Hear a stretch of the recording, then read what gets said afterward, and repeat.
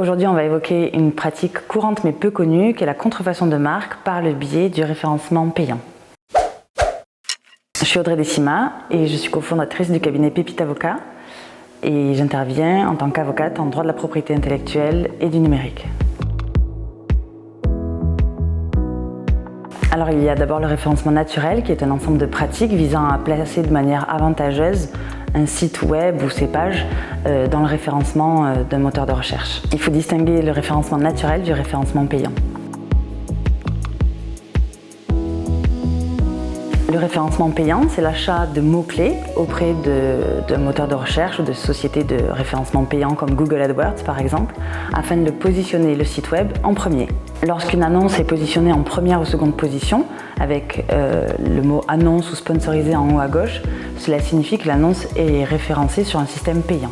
En gros, vous achetez à Google des mots-clés qui décrivent votre activité afin que Google justement vous référence et vous positionne en premier dans le moteur de recherche. La première pratique, c'est de choisir comme mot-clé la marque de son concurrent.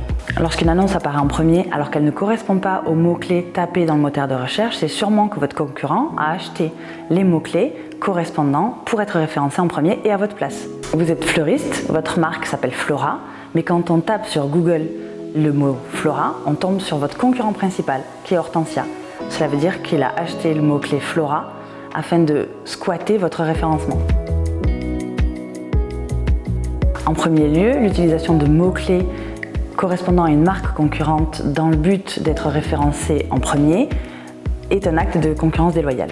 En second lieu, le fait que l'annonce référencée contienne également les termes d'une marque concurrente est constitutif de contrefaçon.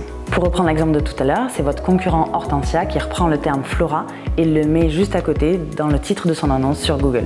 De telles utilisations peuvent induire les internautes en erreur qui ne peuvent pas savoir si les produits et services visés par l'annonce proviennent du titulaire de la marque ou de son concurrent. Tout d'abord, il faut effectuer une veille régulière sur Google en tapant sa marque ou ses mots-clés pour vérifier qu'on apparaît bien en premier ou dans les premiers et que ce n'est pas le concurrent qui apparaît à notre place. En cas de référencement détecté, on peut faire rédiger un courrier de mise en demeure par un avocat pour enjoindre au concurrent de cesser ce référencement. Et ensuite, on peut faire établir par procès-verbal un constat d'huissier qui servira de preuve.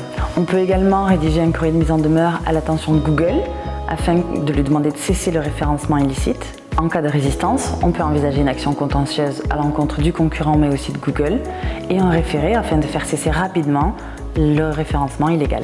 Donc si vous repérez un tel référencement par l'un de vos concurrents, n'hésitez pas à solliciter un avocat pour vous faire accompagner à la fois dans la rédaction de la mise en demeure mais aussi pour toute action contentieuse.